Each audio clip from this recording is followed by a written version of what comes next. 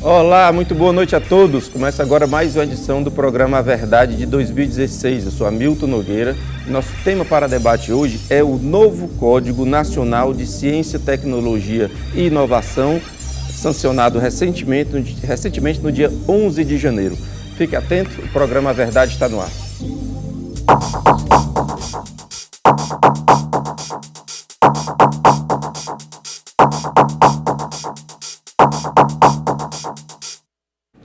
Olá, estamos no ar. Lembrando sempre, você participa, 3486-1721, Twitter Hamilton Nog, Facebook Hamilton Nogueira. Você participa ao vivo nesta terça-feira, lembrando que às sextas e aos domingos, em ambos os dias, a partir das 23 horas, você terá a oportunidade de ver, rever ou recomendar os nossos programas.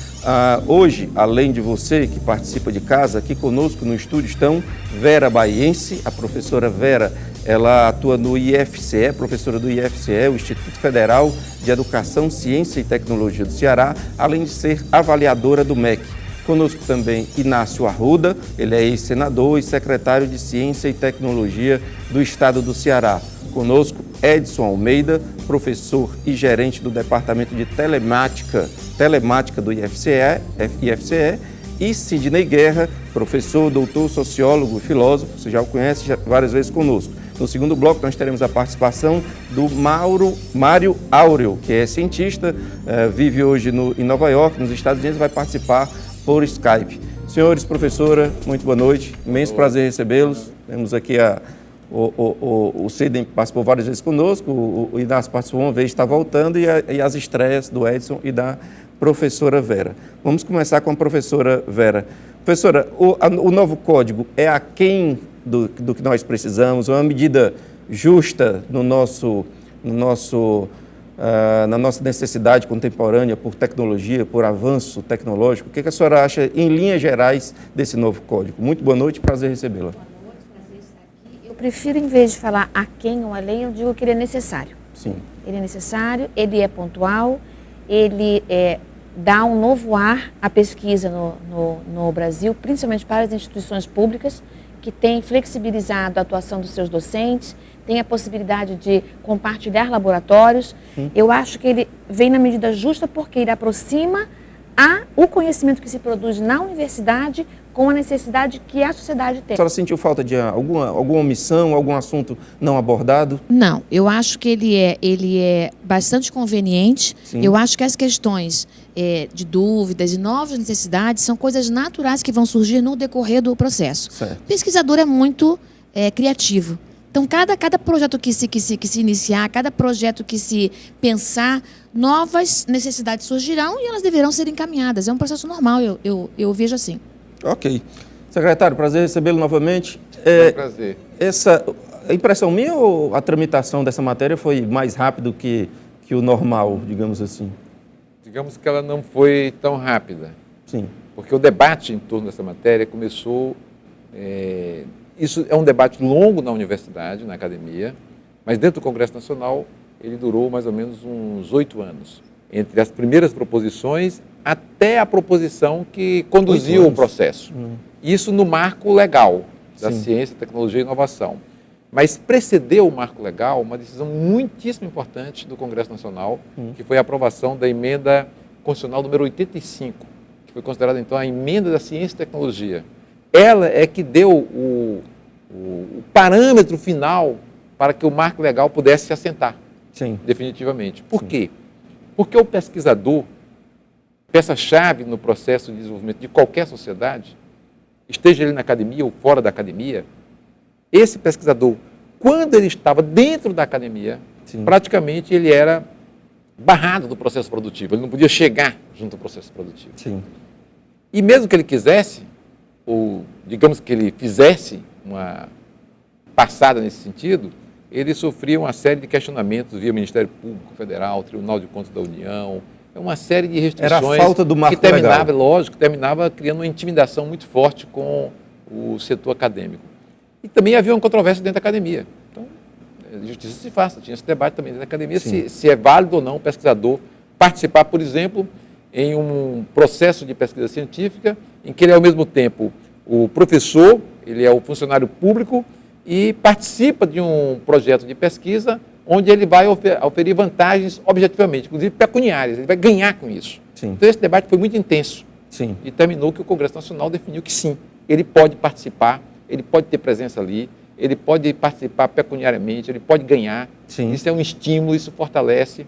E para isso eu preciso levar E esse provavelmente pesquisador. atrai novos profissionais para essa área Claro. do segmento, né? Sempre tinha aquele debate. Bom, então você vai tirar o professor que é pesquisador da sala de aula, do convívio dos seus alunos, do seu cotidiano? Não, você não vai retirar. Mas você vai ampliar a carga horária possível para ele na pesquisa junto a esse projeto que está linkado com as empresas. Eu considero assim que foi um passo muitíssimo importante. Claro que não vai acabar a polêmica, não vai acabar a controvérsia, porque esse campo de atuação da área da inovação tecnológica, da pesquisa científica, sempre haverá controvérsia, porque é o fator, inclusive, que move as pessoas. As mudanças necessárias sempre, né? Claro. Professor Edson, muito prazer recebê-lo, muito boa noite. Esse novo código resolveu a maior parte dos seus problemas, resolveu todos os seus problemas, o senhor que atua no dia a dia, como é que o senhor vê isso aí? Bem, o que eu vejo é interessante que esse código tem a cara do Instituto Federal. Sim, O Instituto Federal já vem atuando bastante tempo, principalmente nas indústrias, né? Mas, como falou o senador, a gente sempre estava amarrado à questão financeira e à questão burocrática. Mas esse trabalho a gente já vem desenvolvendo com maestria, a Universidade Federal também, mas nós temos a cara exatamente da indústria, em função dos profissionais que vieram de lá, que são professores, essa ligação forte entre professores e exatamente a indústria. Mas chega um momento que o medo chega e você diz, olha, não pode fazer, tudo é proibido, tudo, nada se pode. Mesmo assim, a gente ainda continuou com alguns projetos, né, principalmente em função das leis, que o próprio governo brasileiro gerou leis de incentivo e, por outro lado, barrava o pesquisador. Então, nós temos a lei de informática, que foi muito forte no Brasil, nós temos a lei de energia, que foi muito forte também, ainda continua em vigência, mas, em compensação, na hora que nós entramos na lei para gerar produtos e processos, melhorar o processo produtivo da indústria. Sim. Caso companhia elétrica, principalmente a Companhia Elétrica do Estado do Ceará, foi uma das grandes que botou aporte de recursos, a Chesf. E na hora que a gente entrava na hora, usando uma lei, não poderia, em função da outra, receber o recurso. Então, é uma dicotomia que a gente não sabe como resolver. Eu agrado um ou não agrado. Agora a energia elétrica Wi-Fi vai sair ou não vai? Não acredito ainda. Não acredito ainda não. Porque a gente tem que melhorar muita coisa. Primeiro, melhorar essa estrutura que está se colocando nos meios da rua das nossas cidades, né? Sim. Nossa cidade está ficando muito feia, cheia de fios aí, que é um debate que a gente Sim. tem que puxar. O que as empresas terceirizadas estão fazendo com essa questão, principalmente da fiação, das Sim. companhias telefônicas, que estão deixando nossa cidade com fios aí pendurados. Sidney, muito prazer recebê-lo mais uma vez. Você tem uma preocupação que agora a pessoa pode digamos assim, burocraticamente resolver todos os seus processos de importação, no entanto, quando chega na burocracia física, no porto, continua impactando. O que o secretário fala é uma coisa interessante, para deixar bem claro até para os telespectadores, que o pesquisador vai ganhar os royalties, para não ficar dizendo que ele vai ganhar também de uma empresa privada. Na verdade, vai se tratar de uma parceria pública-privada. Uma lei, não deixa de ser uma lei, porque apesar de ter o nome de código, nós tratamos sempre com a lei. É uma lei que já chega muito atrasada ao país, porque os Sim. outros países já têm esse desenvolvimento dessa parceria pública-privada há muito tempo. E como toda lei que nós estamos implementando, nós temos que ter todo o cuidado, Hamilton, de como vai funcionar uma lei quando se depende do setor público. Nós ainda temos, o Estado tem que ter uma burocracia, mas eu acho que nós temos um Estado muito burocratizado ainda. Há uma burocracia excessiva. É por isso que eu insisto numa pergunta que para mim ainda não está claro, se o código ajudou ou se ele resolveu. Porque às vezes a gente vive em meio a tantos problemas, são tantos os problemas nacionais, que às vezes se tiver uma certa facilidade, a gente já está aliviado e já está comemorando. Então, eu insisto nessa abordagem. O código veio para resolver, é um código avançado, ou ele é um código só para minimizar os problemas anteriores? Melhora a condição de todos nós, pesquisadores e universidades. Isso eu não tenho nem dúvida. Nós estávamos precisando disso. Agora, também nós não precisamos parar nessa lei. Nós precisamos avançar, porque essa lei já não chegou atrasado comparado aos outros países, mas chegou no momento certo. Mas eu acho que a gente precisa avançar. A burocracia não pode ser extensa em virtude que pode haver um desânimo no próprio projeto da pesquisa. Sidney, eu vou te pedir licença e pedir licença a todos. Nós estamos com alguns probleminhas técnicos aqui, então eu vou chamar um intervalo para a gente não perder a voz, a opinião de cada um, e a gente volta com tudo isso solucionado em instantes. 3486-1721, Twitter é Milton Nog, Facebook é Milton Nog.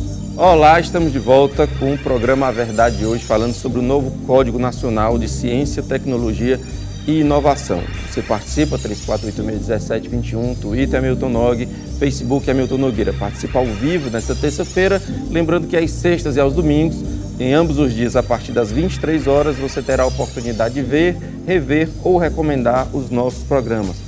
Além de você que participa de casa, aqui conosco no estúdio estão Vera Baiense, que é professora do IFCE e avaliadora do MEC.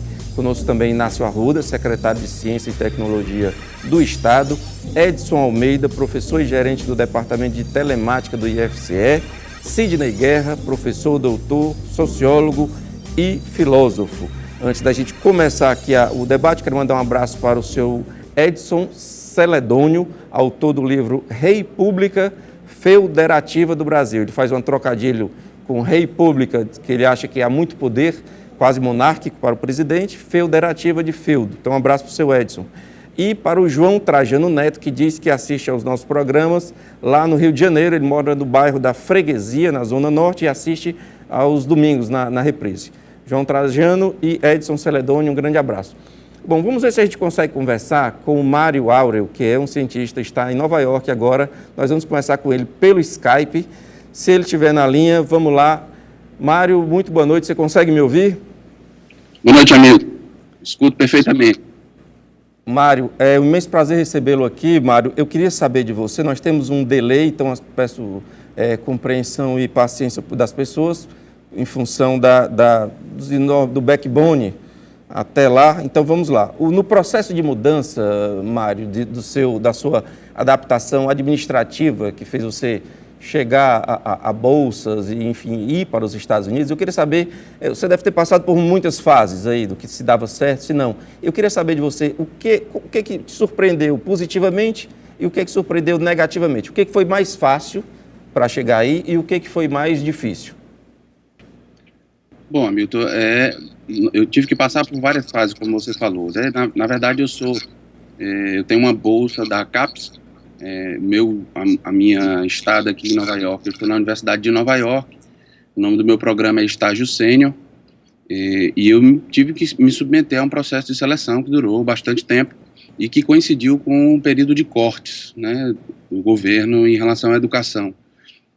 Então a minha surpresa melhor foi ter sido contemplado diante de a concorrência com vários projetos do Brasil inteiro. Essa foi a melhor surpresa para mim. Ok. A bolsa no valor de quanto, Mário? É suficiente para você? Eu sei que você está aí com seus dois filhos, sua filha, seu filho, esposa. A bolsa é suficiente para manter a família? Qual é o impacto econômico na família? Bom, Hamilton, o valor da bolsa é de $2.300 e por eu estar numa cidade cara, né, que é Nova York, tem um adicional de $400. Esse valor para padrões brasileiros eu acho que é um valor razoável, mas para padrões americanos é um valor que ajuda, mas não resolve. Então, para você ter uma ideia, é um valor que eu não consigo pagar o aluguel do apartamento aqui em Nova York. Ajuda, né? Eu entendo que talvez a CAPES entenda que seja um valor de ajuda de custo, mas eu não consigo me manter com esse valor da bolsa aqui em Nova York. Ok. O que poderia mudar nessa legislação, Mário? O que você sentiu assim, de mais dificuldade? O que teria sido melhor que tivesse mudado? O que você imagina que prioridade de mudança para os próximos que irão? O que deveria ser radicalmente mudado pelo governo brasileiro? Bom, eu escutei aí os seus convidados comentarem sobre o novo Código Nacional de Ciência, Tecnologia e Inovação. Eu acho que isso, para nós, professores e pesquisadores, isso é um grande avanço. Eu realmente acredito nessa nova lei, mas o que eu acho que a gente precisa mudar, nós brasileiros e o povo brasileiro junto com o governo brasileiro, é a valorização do conhecimento científico, não só para as pessoas que virão depois de mim ou que irão para outros países. O que precisa melhorar é a valorização do conhecimento científico. Isso precisa mudar o incentivo em relação à pesquisa e ensino no Brasil para as pessoas que estão fazendo pesquisa no Brasil e para nós que queremos voltar e precisamos continuar as nossas pesquisas aí. Então, para as pessoas que irão para programas no exterior, eu acho que deveria haver uma preocupação em aumentar o valor das bolsas, sobretudo em países onde a moeda seja dólar ou seja euro, né? Mas eu acho que isso deveria ser investido em pesquisa de qualidade e em relevância dos trabalhos executados tanto fora do Brasil como no Brasil. Mário, para a gente finalizar a nossa conversa, que tipo de conhecimento você traz ao Brasil ainda esse ano, de relevância aqui para a gente? Que tipo de conhecimento o Brasil vai contar com a partir da sua ida? Bem, então acredito que em setembro eu estarei de volta. Eu sou professor da Universidade Federal do Ceará, do curso de odontologia, né, no campus de Sobral. Em setembro eu estarei de volta e pretendo levar todos os conhecimentos adquiridos aqui, não só na parte específica do que eu vim fazer. Eu trouxe um produto que é um substrato do líquido da castanha do caju. Nós estamos tentando descobrir usos importantes desse material em odontologia. Então, eu acho que a gente vai conseguir descobrir muita coisa aqui na Universidade de Nova York. E, além disso, pretendo levar conhecimentos acadêmicos, né, da vivência com os estudantes aqui, eu posso implementar com os meus estudantes na UFT. E, de certa forma, consolidar a parceria que existe já entre a Universidade Federal do Ceará e a Universidade de Nova York. Mário, um grande abraço, desejo sucesso para você nesse restinho aí de começo de ano e pesquisa até setembro. Grande abraço, felicidade para a sua família e muito obrigado pela sua participação. Eu que agradeço. Muito obrigado, abraço. Cuidado com a nevasca, muito bem lembrado. E aí, veja, o que vocês puderam aí concluir das dificuldades do Mário, que deve ser também de números, de vários. Aliás, quem é que saiu do Brasil para estudar? Vera fez doutorado aqui, Edson também? Não, fora. Você fez aonde? Fora. Em que país? Em Portugal. Em Portugal. Então, o que a gente pode concluir aí dessas dificuldades? O que ele disse, do que ele falou, o que está resolvido com o novo código? Alguma coisa? Eu acho que eu queria retomar um pouquinho de semântica, né? E trazer a questão do marco regulatório. Sim. Né? A importância desse nome, que ele é um marco. Sim. Então tem muita coisa a acontecer. O caso dele, ele está lá fazendo pesquisa, ele focou o problema na bolsa. Isso não está diretamente afeto. Sim. É uma coisa que está, como a questão da alfândega, carente de revisão, óbvio, né? Mas você me corrige se eu estiver errada. Não é o marco que vai resolver esse problema da Bolsa. Certo. Eu vejo que o marco ajuda, assim, se ele tivesse num projeto já na nova legislação, ele poderia estar sendo remunerado com outra, né, complementando a Bolsa dele. Veja como é que é o marco. É que, de fato, é uma mudança muito grande. Exatamente, não é por pequena. isso que ele é um marco. Entendeu? E ele entra exatamente na Bolsa. Isso. Porque ele pode ter a bolsa da CAPES e não está impedido de ter receber. complemento de bolsa do setor privado ou de outra instituição pública. Então, Mas aí me permita, aí vem um problema, até porque pela pesquisa dele, da Castanha do Caju, é um problema que também precisa, a própria legislação, não sei de que forma, a questão da patente. Sim. Dois problemas aí que o senador Inácio falou, que é a questão, já explicou a questão das 20 horas, que o professor não sai, ele tem sempre a discussão em torno dessa lei era a questão da dedicação exclusiva. Mas outro problema... Mas não por causa da sala de aula. Não, eu estou dizendo assim, mais a polêmica, né? Mas o problema, quando vem aí, né, na questão da pesquisa, vai ser da patente, né? Nem dos royalties, é a questão da patente. Mas aqui, vamos ver assim, nós tivemos primeiro uma grande mudança porque colocou esse conjunto grande de pesquisadores brasileiros que estão na área pública. Então, é como se a gente destravasse isso aqui. Só abre isso. Nós não podemos deixar que esse contingente de pesquisadores muito bem formados, muito bem preparados, aqui no Brasil e fora do Brasil. Então, é um quadro de pessoal de altíssima qualidade. E ávidos por produzir. Claro, eles querem entrar. Eu queria a opinião do Edson a respeito dessa questão dos royalties e da patente. Então, o que acontece é que ele, mesmo agora com essa questão, ele mexe em tudo. Ele mexe no problema da patente, ele mexe na questão do pagamento, ele mexe na participação direta do... O pesquisador pode dirigir, inclusive, as empresas que ele formatarem para incubar. Isso. É uma mudança grande. É muito grande. E Vamos muito ouvir aqui a positiva. opinião do Edson, por não? Por A favor. questão da patente ela é muito complexa e eu acredito que, inclusive, não deveria estar contemplada no código, porque quando você amarra isso, você termina já amarrando. Se a patente for 100% pesquisador, a empresa financiadora vai dizer, não tem interesse Claro. em financiar o projeto, que a patente vai ficar com ele. Claro. Se o recurso é nosso, aí o problema é nosso, nós trouxemos a solução. É caso que já aconteceu conosco, que houve um processo de negociação. A gente negociou com a empresa o quanto ia ficar com a patente para a empresa e quanto para, no caso, pesquisador, inclusive, né? O próprio pesquisador participar dos lucros desse processo. Hoje nós temos patentes, está gerando recursos para professores, né? Eu até brinco com meus alunos que eu tinha duas opções. Ou ia andar de helicóptero, por causa da patente, ou ia ser coordenador de curso. Então, eu sou coordenador de curso, significa que minha patente não ganhou tanto dinheiro como eu pretendia. Ganhei dinheiro com patente, ganhei. Mas aí, voltando, se a gente amarrar também nisso aí, esse processo da patente, a indústria vai dizer, não tem interesse nisso aí. Mas também flexível. A lei É, não... isso aí ela tem que não- ter a ela flexibilidade. Não, Tá não, bem, tá bem. Né? Tem que ter a Tá boa. flexibilidade, aí está o jogo exatamente de interesse da empresa e do pesquisador e da A instituição. questão da própria minha provocação foi isso, quer dizer, como nós estamos debatendo aqui, a lei não está 100% perfeita. Tem esse problema, o professor Edson falou, que é interessante, parte para a negociação. O interessante é não dar nenhuma margem de uma lei de interpretação, porque vai cair no judiciário. E caindo no judiciário, a minha grande preocupação nesse código é não desanimar o pesquisador, porque o pesquisador se desanima também fácil.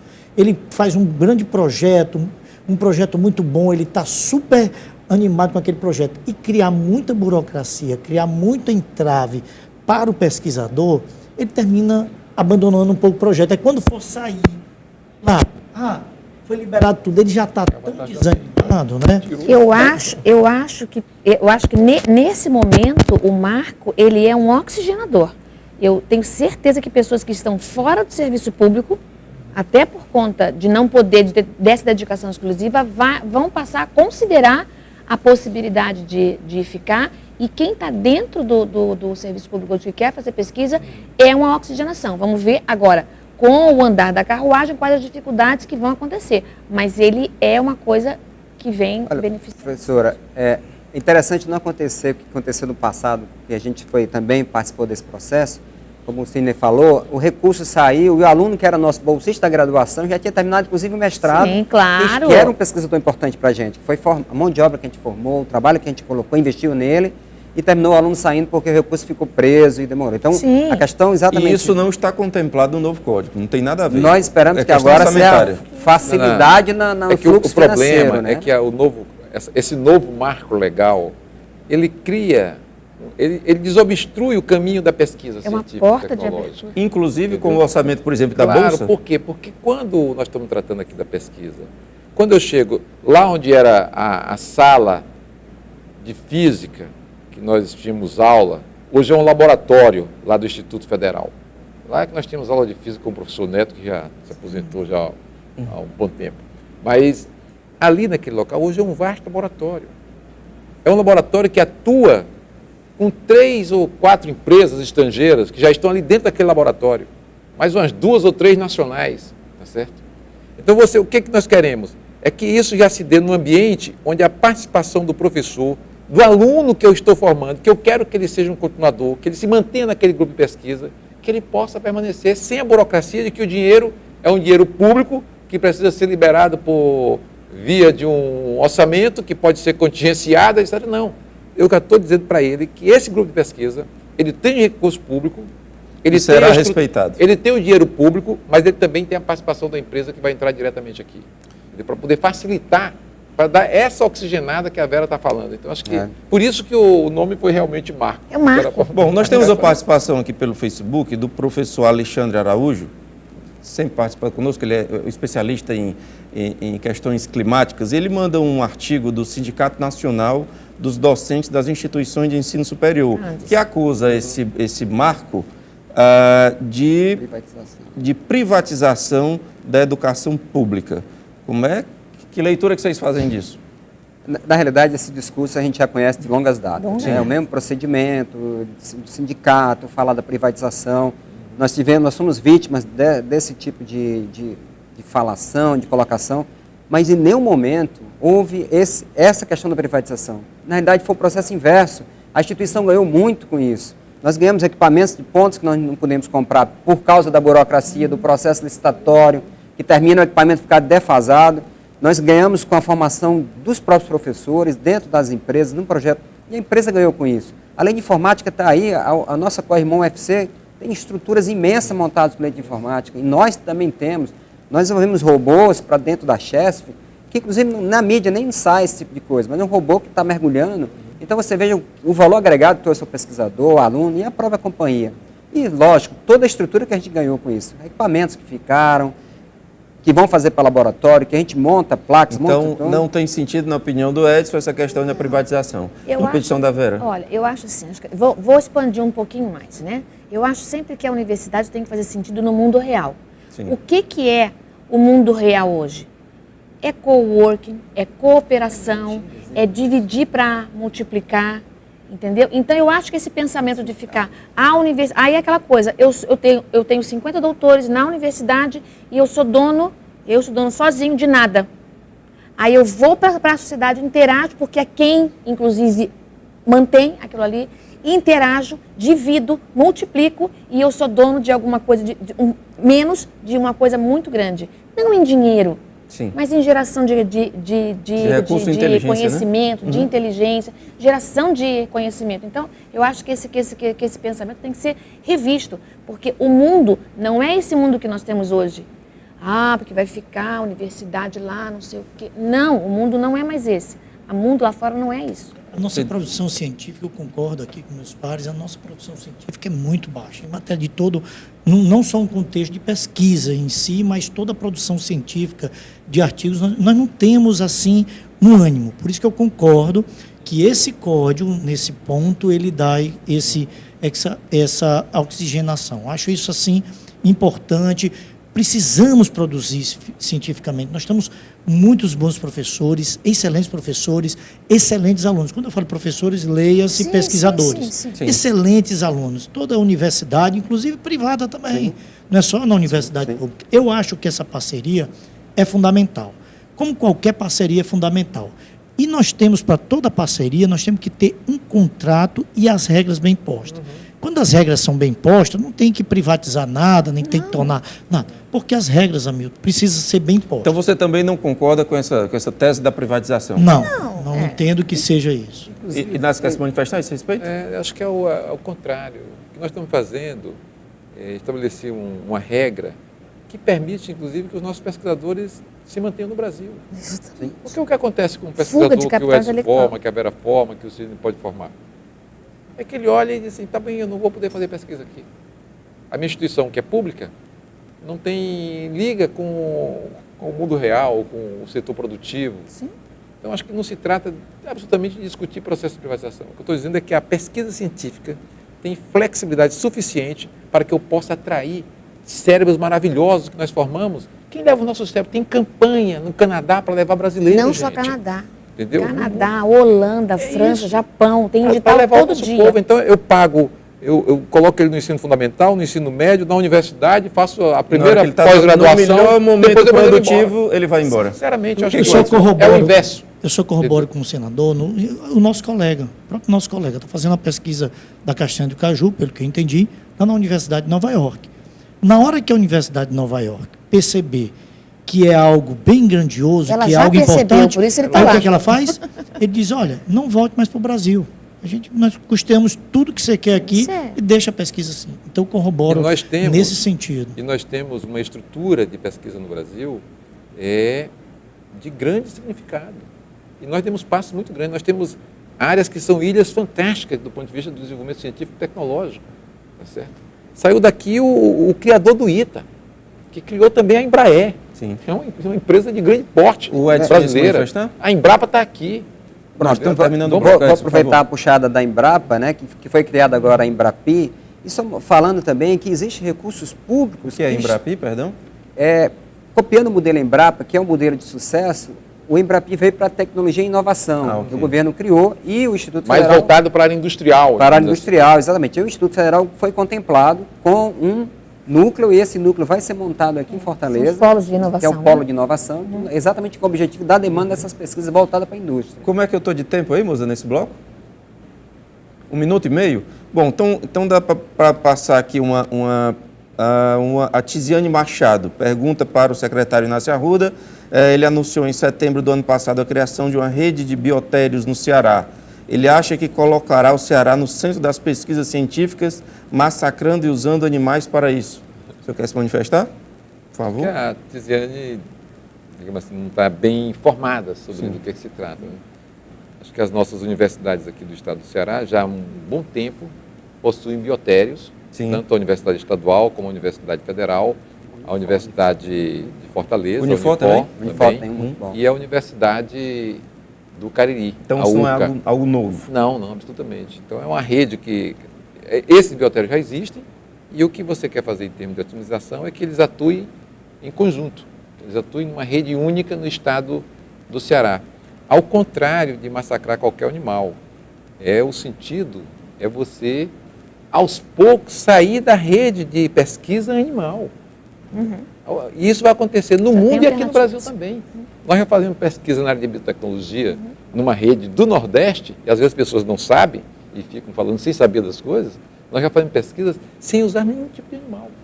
E outros pesquisadores ainda precisam usar animais. Então, é o passo que nós estamos dando, o trabalho que nós estamos fazendo, que a humanidade está desenvolvendo, e o Estado do Ceará contribui com isso, buscando fazer um trabalho em rede, não isoladamente um biotério sozinho fazendo, quando nós temos 4 já montados no Estado do Ceará. Peço licença, temos que fazer um breve intervalo, 3486-1721, Twitter, Hamilton Nog, e Facebook, Hamilton Nogueira. A gente vai voltar daqui a pouco para o último bloco, mas ainda dá tempo de você participar. Até já. Olá, estamos de volta, terceiro e último bloco do programa Verdade de hoje, falando sobre o Código Nacional de Ciência, Tecnologia e Inovação. Você participa, 3486-1721, Twitter, Hamilton Nog, Facebook, Hamilton Nogueira. Participe ao vivo nesta terça-feira, lembrando que às sextas e aos domingos, em ambos os dias, o programa vai ao ar às 23 horas, são reprises. Portanto, além de você que participa de casa, aqui conosco no estúdio estão Vera Baiense, ela é professora do IFCE e avaliadora do MEC. Conosco também Inácio Arruda, que é secretário de Ciência e Tecnologia do Estado, Edson Almeida, professor e gerente do Departamento de Telemática do IFCE, Sidney Guerra, professor, doutor, sociólogo e filósofo, e há pouco participou com a gente, direto de Nova York, pelo Skype, o cientista Mário Áureo. Bom, eu peguei uma relação aqui de vantagens do novo código, introdução de novos instrumentos de fomento à pesquisa, estímulo ao ambiente de promotores de inovação, compartilhamento de infraestrutura de pesquisa com empresas, etc. Mas, conversando com algumas pessoas da área, me preparando aqui para o programa, a grande estrela me pareceu ser a proximidade indústria, mercado e academia. No entanto, é difícil, imagina, no estado do Ceará, onde tem uma população grande e pobre, algumas delas ainda com dificuldade de ter acesso a banheiro, e nós vamos ter, eu espero que tenhamos, tecnologia de ponta, pelo menos pesquisa de ponta. A questão é como socializar isso, como todos pagamos impostos, todos temos direito à inteligência e à educação, embora a maioria tenha sido afastada disso no nosso processo histórico. Como fazer, como garantir ou como ajudar que as melhores pesquisas cheguem, beneficiem toda a população, ou a maior parte dela. Eu acho que isso é um desafio. Eu queria ouvi-los, por favor. Milton, olha, as pessoas às vezes não vê, às vezes o resultado da pesquisa é um resultado tão popular. Vamos usar as histórias das cisternas, que existe aqui no interior. Aquilo é objeto de pesquisa. Não sei se vocês lembram, mas o peixe beta foi colocado nas caixas d'água para comer a lavra exatamente do Aedes aegypti. Sim. Que aquilo foi um trabalho de doutorado. Então você veja que às vezes o processo dele está na ponta, a população está consumindo esse produto e não sabe que aquilo foi uma pesquisa. Nós desenvolvemos aqui para a Companhia Elétrica Local um sistema de detecção de roubo de cabo de energia elétrica. Se rouba cabo no Brasil, quando fomos olhar, é um rombo imenso de recursos financeiros, além dos problemas que causam as pessoas, falta de energia e outros tipos de coisa. E aí percebemos que era um grande projeto. A Companhia Elétrica aportou recurso, o CNPq aportou recurso, houve uma empresa do Sul que também entrou com recurso, desenvolvemos o projeto, ou seja, Onde se roubar cabo, o sistema detecta. E às vezes a população se apropria da pesquisa, mas não sabe que aquilo foi um trabalho de doutorado, de pesquisa. Os casos de roubo diminuíram após o... Os casos de roubo diminuíram, ou seja, começamos a pegar o pessoal que estava roubando. E aí termina que exatamente a grande pesquisa que está sendo feita na universidade está lá na ponta e as pessoas não têm a noção daquilo que está acontecendo. Então nós temos vários exemplos que levam exatamente o resultado da pesquisa de laboratório, que se transformou num produto, que está na rua. Um exemplo, nós temos uma grande empresa, que é questão de sigilo, a gente não pode dizer o nome dela, que é uma parceira nossa muito forte, que hoje nós temos 80 meninos desenvolvendo aplicativo de celular. Você disse, uma população lá do, vamos dizer, lá do Assaré, Sim. lá do Cantinho, nós temos 8 milhões e meio de habitantes do estado do Ceará, nós temos 10 milhões e 126 celulares. Se você fizer um aplicativo, toda a população vai ser beneficiada com aquele aplicativo, que inclusive está sendo feito por um aluno nosso, que está agora num projeto com a grande multinacional americana. Então você veja que é uma rede tão ligada que o produto final que está na ponta não aparece assim como Você uma grande falou massa. em APP, como é que está o cinturão digital, secretário? Também. O cinturão digital nós vamos expandir agora para mais 25 cidades, o que facilita a interligação do Instituto Federal, que tem 27 unidades no interior do estado. Você diz agora quando? Agora, do ano, agora próximo... não, que já liberamos os recursos, são os recursos do MCTI mais do estado do Ceará, e já está pronto, já compramos fibras, agora vamos partir para a parte de estrutura física, com torres, para expandir mas essa... Isso é o dimensionamento do tempo, isso é ao longo do próximo isso mês? Isso deve estar concluído semestre? até o final do ano, essas final do 25 cidades já vão estar interligadas no cinturão digital. Tá. Alguém mais quer se manifestar sobre essa questão de transformar a tecnologia em benefício para todos? Eu acho que a própria pesquisa, nenhum pesquisador ele faz para a indústria privada ou a condição privada, Hamilton. Eu acho que nós pesquisadores estamos na universidade, tudo que se faz de produção científica, eu acredito que se faça para a sociedade. Qualquer escrito que se faça, até um escrito de melhoramento do estudo que se faz, porque às vezes, quando a gente fala pesquisa, as pessoas pensam que só vamos encontrar remédio, também isso, mas a pesquisa também de mudar o comportamento, que é importante também. Isso exige do pesquisador, porque não é só você, se fala pesquisa, tudo bem, evita o roubo de cabo, mas nós temos uma linha da ciência, ela é aplicada em todas as esferas sociais. Um pesquisador estuda todo o comportamento e muda um comportamento, às vezes, Hamilton, uma mudança que ocorre numa avenida, no sentido da avenida, muda toda a estrutura comportamental do motorista. Sim. Isso é que é importante. Então, todo pesquisador, nós, principalmente pesquisadores públicos, nós da universidade, dos institutos federais, da Universidade Federal, nós não pesquisamos para um determinado. Acredito que toda engenharia de pesquisa... transporte lá da Universidade Federal. Isso é muito importante, Hamilton. É bom sempre que os telespectadores tenham consciência que toda pesquisa ela é feita para a sociedade. Pesquisas comportamentais, pesquisas na questão da biologia, mas tudo se visa a questão, não se visa o dinheiro em si, o lucro em si. Bom, nós temos... saber, Milton, a quantidade de estruturas que tem no estado do Ceará, e como isso é notícia muito boa, às vezes ela não chega no Distrito Público. Então você vê, nós temos 2 Embrapas, uma aqui no PC, colada com a Universidade Federal, outra lá em Sobral, caprinos e ovinos. Essa da agroindústria tropical que trabalha para a fruticultura no Brasil inteiro. Os laboratórios são de altíssima qualidade. Se você pensar um laboratório no Japão para a área de biotecnologia, é igual. Está em pé de igualdade daqui? Totalmente igual. O Instituto Federal tem pelo menos uns 2 laboratórios, ou 3, digamos assim, situados em Fortaleza, que estão no mesmo patamar. No mesmo. O laboratório de soldagem da Universidade Federal, que está para ser inaugurado, é top no mundo.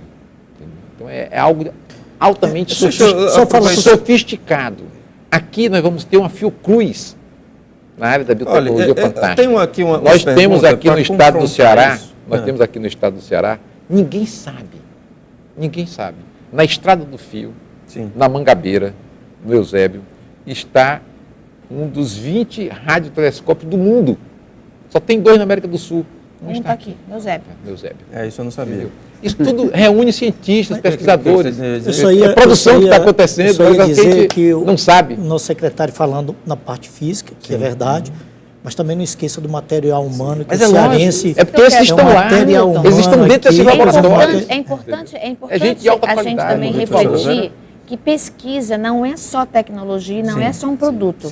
eu estou desenvolvendo na minha sala de aula com jovens entre 15 e 17 anos uma pesquisa para entrar com um projeto com eles, para desenvolver novas metodologias de sala de aula, tá?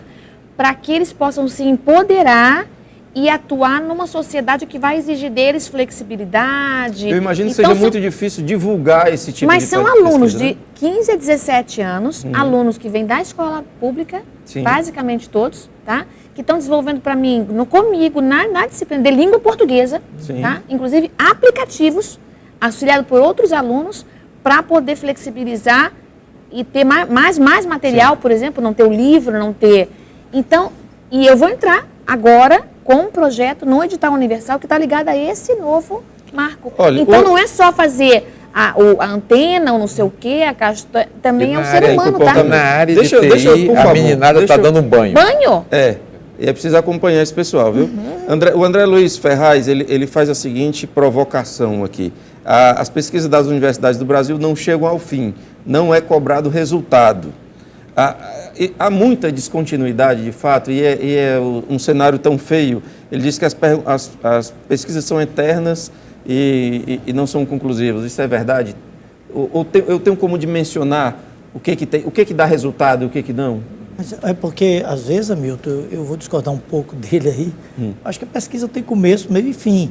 Agora, determinadas pesquisas, ele está falando do modo geral, determinadas pesquisas, você espera uma conclusão e não chega à conclusão, dá errado no meio do caminho. O papel do pesquisador é pesquisar. É justamente o papel do pesquisador e da ciência. É pesquisar. Nós vamos pesquisando e, às vezes, no meio do caminho ou no final dela, nós não chegamos a resultado. Houve falhas que tem que se rever ou não. Às vezes, você pesquisa, faz uma determinada pesquisa, não chega a uma conclusão que isso queria. É da natureza do processo. É da natureza do processo. Né? Todo processo que tem que ter um resultado, entre aspas, positivo. Os resultados se tem, seja negativo ou positivo. Deu certo ou não deu certo também. Professor Edson. Na realidade, o que acontece é exatamente isso. Não obriga. Como eu sou da área de tecnologia, por isso os companheiros aqui, desculpem, mas vou puxar para a minha praia, né? Para a minha seara, que é a área de tecnologia. E às vezes na tecnologia também a gente não tem sucesso. A gente vê casos, inclusive eu vi o caso da NASA, que mandou o telescópio Hubble com um erro. 1 bilhão, 900 milhões de dólares gasto e o telescópio está lá em cima com erro. Então não quer dizer que a pesquisa não chegue ao final. Como na nossa área de tecnologia a cobrança é muito grande, principalmente pelo produto e pelo processo, a gente tem como chegar no fim, né? E a ligação com a indústria, esse marco está ligado a isso, a indústria, eu preciso de resultados, eu quero resultados. Esse é o grande entrave ainda entre alguns pesquisadores, que eu não vou porque eu tenho que dar um resultado tão positivo como a da indústria precisa. E nós temos também que conscientizar os empresários que pode acontecer o que o Sidney falou. No final, rapaz, não deu certo. Vamos ter que refazer essa coisa. Exatamente. Quando se fala em inovação, tecnologia, desenvolvimento de uma nação, a Coreia, uma das Coreias é trazida sempre ao assunto como um marco ali planetário de desenvolvimento rápido, até porque na história também não teria como se fazer um paralelo uma vez que a tecnologia da informação desenvolveu mais nos últimos talvez 40, 50 anos. A pergunta que eu faço é o seguinte, a gente tem como fazer um paralelo? Nós estamos dando esse passo que a Coreia deu lá atrás, ou é um passo mais consistente? Não, porque o processo é muito mais complexo. A Coreia mexeu na educação como um todo, na educação básica. Nós somente num pedaço. Esse marco, ele é um oxigênio, mas ele oxigena uma área específica. Se você for discutir a educação, como toda a educação básica, por exemplo, a gente está muito aquém. E também falta também, Hamilton, a meu ver, não sei se os meus pares concordam, a valorização do próprio profissional docente. São outras questões. Por exemplo, eu tenho uma dedicação exclusiva da UFC. Então, de certa forma, falta uma valorização que talvez, ainda não sei, o próprio código venha me dar um incentivo a mais. Agora, o profissional, como o senador falou, o profissional ele tem que estar atento que a pesquisa dele, ele é um funcionário público e que ele não pode se deixar seduzir pelo setor privado. Isso é bom para ficar bem claro. Evidentemente que nós vamos ter do meio percurso alguns profissionais desviando, indo mais para o setor, assim, porque faz parte, é inerente do ser humano. Mas nós temos que ter consciência que nós somos funcionário público, que a pesquisa é voltada para o público, isso é consciente. Talvez esse seja mais um entravezinho que precisa ser dado uma solução com o setor privado, porque o setor privado ainda pensa muito nele em si, já é um problema cultural que com o tempo se resolve. A característica que um tempo se resolve. Ele é muito da natureza que eu quero para mim, e nós somos da natureza que nós vamos para o público. Mas isso aí é fácil de dar uma solução. É que o Brasil ainda vê a educação como missão. A nossa base da educação ainda é religiosa, a missão. A educação não é missão. A educação é um processo. Claro. Mas Hamilton, vai acontecer casos que realmente pesquisadores vão migrar naturalmente para a indústria. Isso acontece na Alemanha. Um exemplo claríssimo nosso aqui, a Volben, que fabrica aerogeradores, é um professor universitário que desenvolveu um grande aerogerador e hoje é uma das maiores empresas de aerogerador do mundo. E a Alemanha, inclusive, fez agora uma legislação nova, há pouco tempo, 2 anos atrás que eu estive lá. Eles exatamente fizeram a legislação em função da perda de pesquisadores com grandes indústrias, eles produzindo grandes indústrias. Sim. Inclusive um deles é barbudo, parece um hippie, né? É um grande empresário também do aerogerador. Vai acontecer? Vão acontecer, sem dúvida. Eu acho que é um Vocês têm que absorver isso como algo natural. Eu acho que o Cine colocou bem que aí é o amadurecimento nosso e nesse processo de troca, nesse processo de migração que vai acontecer, que vai ser até natural, em função da patente que o pesquisador desenvolver, que vai ser uma grande indústria, uma grande empresa, não tenha dúvida. Se o pesquisador tiver flexibilidade, tiver ar para respirar, tiver uma remuneração melhor, menos isso acontece. Agora, casos assim, eles são, como diz no pessoal das startups, são unicórnios.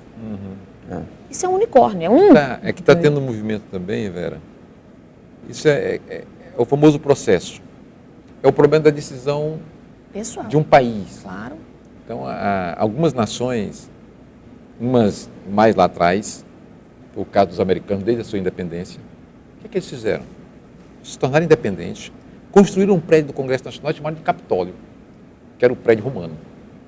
Quer dizer que agora quem manda sou eu. Eles estabeleceram um poder que envolvia, evidentemente, formar o povo americano. Então, eles investiram fortemente na educação. Alguns países europeus fizeram isso. A Ásia, mais recentemente, o Japão um pouco antes, depois os chamados tigres asiáticos, e a China. A China, em 1954, fez uma reunião assim. Reuniu as universidades, o exército popular e o governo. Disse, vamos investir na educação em ciência e tecnologia. Fortemente. Agora, tinha uma unidade política para fazer isso. Os americanos fizeram, os europeus fizeram, os tigres, os chineses, e estão tendo grande sucesso, grande êxito. O que não impede de, na China, ter um gigante como a Alibaba, que é completamente fora de tudo, de ética, de tudo. Lá e aqui, e é o Capone nos Estados Unidos e companhia limitada, entendeu? Então, esse processo de você decidir politicamente, chegar aqui e dizer, olha, nós vamos investir mais em educação, não é fácil. Não é. Isso é uma peleja duríssima. Mas tem que ser no Brasil. Você vê que quando se fala em investir mais em educação, no piso salarial de professor de ensino fundamental, entendeu? É uma guerra. Não, eu não pago o piso, eu não posso pagar o piso. Quem vai pagar o piso, entendeu? Porque pagar o piso significa que o dinheiro tem que sair de um lugar onde a riqueza é produzida e vir para cá. Tem que ir menos para a especulação e mais para a educação. Essa decisão política é que precisa ser tomada. Isso às vezes não é bem explicado para a população, claro, que absorve porque essas quando decisões de forma completamente errada. Quando eu digo num telejornal, o governo está realizando uma gastança, o governo gasta mal, normalmente gasta mal é assim, montou uma infraestrutura de espalhar institutos federais pelo Brasil, não devia ter feito isso. Para quê? Essas universidades, esses institutos federais. Você imagina, só o estado do Ceará construiu nos últimos 9 anos 116 escolas técnicas profissionais. Partiu do zero.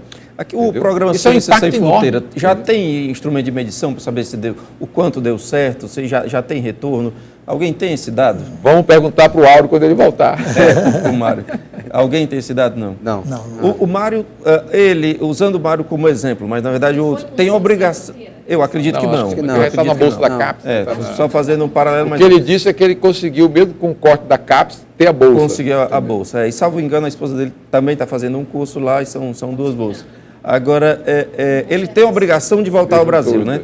Se alguma empresa quiser comprar a inteligência, comprar a pesquisa dele ao perigo, tem como ele ficar lá, não? O projeto que ele fez depende muito. Professora, mais uma vez, peço desculpas, mas... Depende muito do projeto dele, depende de muita coisa. Agora, vamos Mas dizer que por legislação vamos dizer mesmo, que o governo fique. obriga Ele a vai ter voltar? que ressarcir, Tem que a ressarcir. União. Poderia isso, Poderia, ele não Porque está ele preso, está né? com dinheiro público, ele Ele tem ressarce. que prestar no mínimo. Ou ele traz o conhecimento ou ele porque devolve o dinheiro. todos nós, quando Ele recebemos... tem X tempo de ficar no Brasil. Todos nós, quando recebemos, é aprovado uma pesquisa, é aprovado um projeto nosso, quando é do dinheiro público, nós temos que juntar tudo e depois fazer uma prestação Tem de que conta prestar. E no caso, de que como foi ele gasto, tá, de que foi, como ele do que foi tá, inerente como à ele pesquisa. saiu, depois ele tem que ficar algum tempo.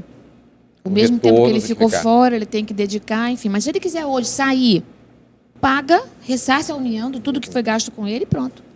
Que eu acho sempre isso é importante, né? Mas eu volto só o que a gente falou Rapidinho, pra gente encerrar. no bloco anterior, e aí cabe ao nosso secretário esse desafio, acredito que seja ele faz parte, ele luta por isso também, por isso que eu estou pedindo a ele para fazer esse desafio, a questão da aduaneira nesses equipamentos importados, acabar ou diminuir o máximo, enxugar muito essa burocracia, porque senão Senhores, nós não vamos conseguir pesquisar. Senhores, Isso é professora, verdade, Cid. eu peço, agradeço imensamente, peço desculpa por ter que interromper a conversa, mas nosso tempo chegou ao fim, nós temos menos de 2 minutos e é costume nosso dar um tempo livre, democrático e aberto para cada um fazer suas considerações finais.